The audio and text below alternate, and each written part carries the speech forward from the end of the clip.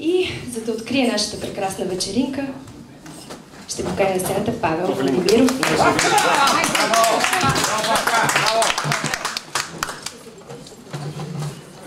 Добър вечер.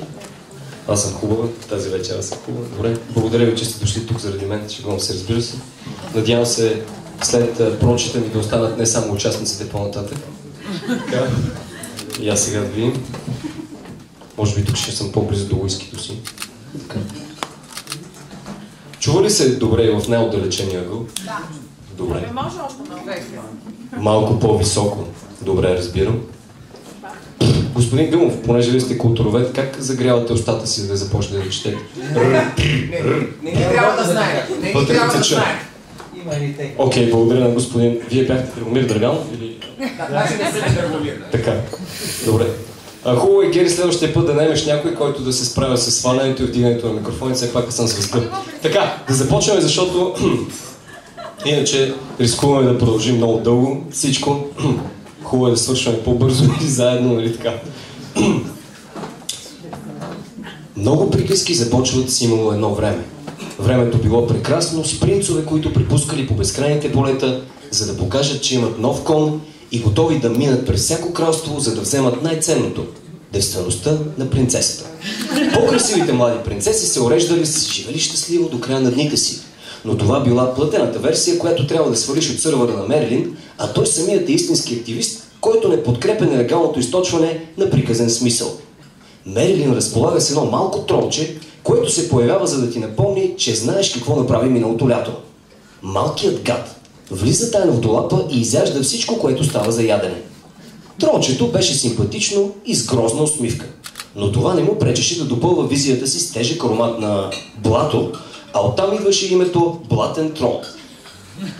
Точно в този момент трончето седеше кротко пред вратата на Мерилин и очакваше своите нареждания.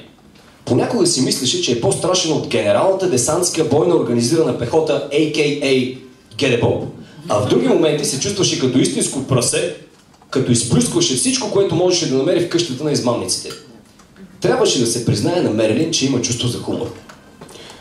В дъждовните дни като този, трончето седеше пред входната врата на боянските замъци и отблъскваше любопитните шутове, които се опитваха да чуят нова клюка за белобрадия старец с 1001 магически хватки. Мерилин не обичаше любопитните погледи, докато имаше клиентки, които се бореха с уста и дупе за своето живеле щастливо до края на дните си. Много приказки нямаше да са приказки, ако не беше най-малката и развратна сестра. Но не трябва да забравяме, че ламята симулира нокаут пред малкия брат. Да, Мерилин е палавник. Сега се сещам, че мога да ви разкажа неговото участие в Али Баба и 40-те разбойника, но ще изгубим младата аудитория. Така или иначе, тук май няма много млада аудитория.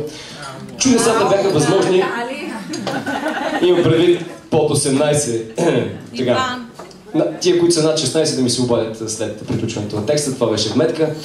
Тронът също беше щастлив, защото ядеше на корем и се радваше на безгрижния живот. Един ден тролчето се прибра по-късно и видимо разтревожено. Емоциите се изразяваха в силна миризма на гнило. Тъпата усмивка се беше обърнала и показваше, че малката гадинка страда. Сви се на кълбо, а от тялото му излизаха топли пари, които можеха да помогнат за надушването на настроението. Мерилин познаваше тази емоция, защото изпускаше същите есенции в тоалетната. Старецът се придвижи театрално по мраморният пот и със стиснат нос се приближи до малкия си приятел. Опита се да се надвеси над него, за да бъде по-нежен, но космите в носа му изгоряха при първата глътка въздух и се отмести съвсем малко от него на 5-10 метра. Изчака няколко секунди, за да се посъвземе и проговори с величествен и леко треперещ глас. Какво има, троле, приятелю? Шегувам се, разбира се. Какво има, троле, приятелю? Да не би да си ял от развалената козба на сър Лайнслот? А може би си вкусил от престоялото вино на Артър?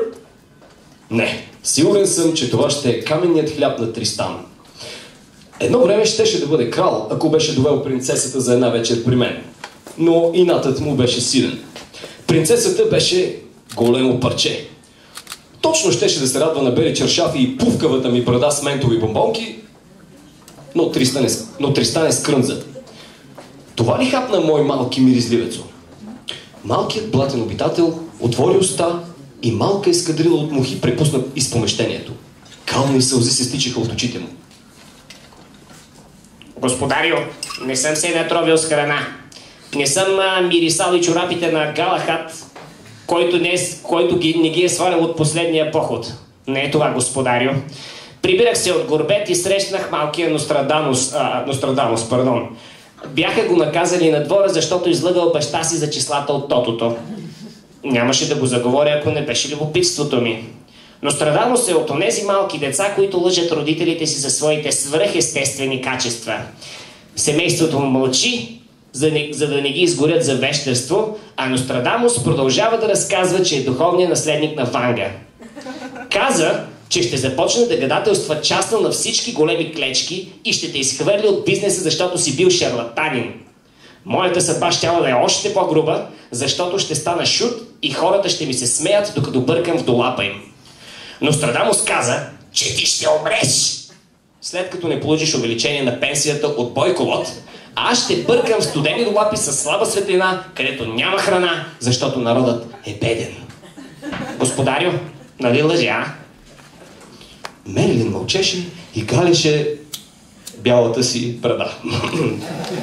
В главата му препускаха много мисли, но нито една от тях не беше по историята на тролчето. В момента си спомняше древният ритуал по зачеване, с който оплоди майката, но не вярваше да е бащата преди да дойдат магическите сили.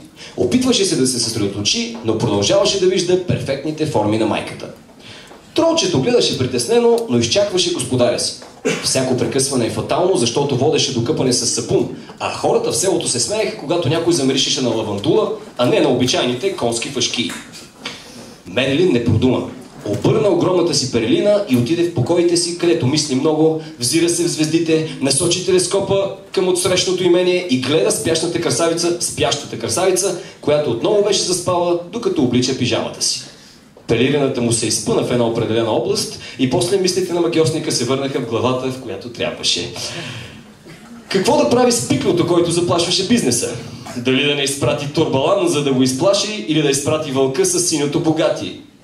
Елементът на изненада беше изключен, защото малкият Нострадамус беше отворил третото око и виждаше всичко. Часовете минаваха и трябваше да се вземе решение, защото стария магиосник искаше да се радва на охолен и сексуален живот. В ранни зори, когато прелетя първото ядосано пиле и се сгромоляса върху къщата на прасетата, Мерилин реши, че няма да прави нищо. Цели кралства живееха мизерно, докато каймакът на обществото се радваше на всичко. Нострадамус беше един пиклю, на който никой няма да повярва, а Мерилин се ползваше с привилегии, за които мечтаеше и Сърмитко от Питония. Белобрадият герой се оттегли в леглото си и свали гръбнакодържача космодиска, който беше подарък от чудодееца Ливайно Лас. Изпъна се на леглото и заспа. Всички тревоги се били на празни, а тролчето щеше да бъде изкъпано малко по-късно. Мерилин се отпусна спокойно и забрави, че трябва да си спие хапчетата. Тролчето щеше да погребе господаря си. Завещанието на дъртата с Крънца беше изгубено в полза на Нострадамус, който не спечели вота на публиката и беше прокуден от кралството. Огромна част от досиетата на знатните дами и благородници изчезна. Крал Артур не спомена нищо за сексуалните компромати, които бяха разкрити в един от жълтите газети. Тролчето замина за необетованите земи, където стана продуцент на розови филми, но по стара традиция продължава да бърка в долапите на хората. В биографията на Нострадамус има още един ред, в който е написано. Какво е написано? Дърто. Казах ти аз, че така ще стане. Много ви благодаря. Аз бях Павел Владимиров. Радвам се, че все още сте тук или поне 88% от вас.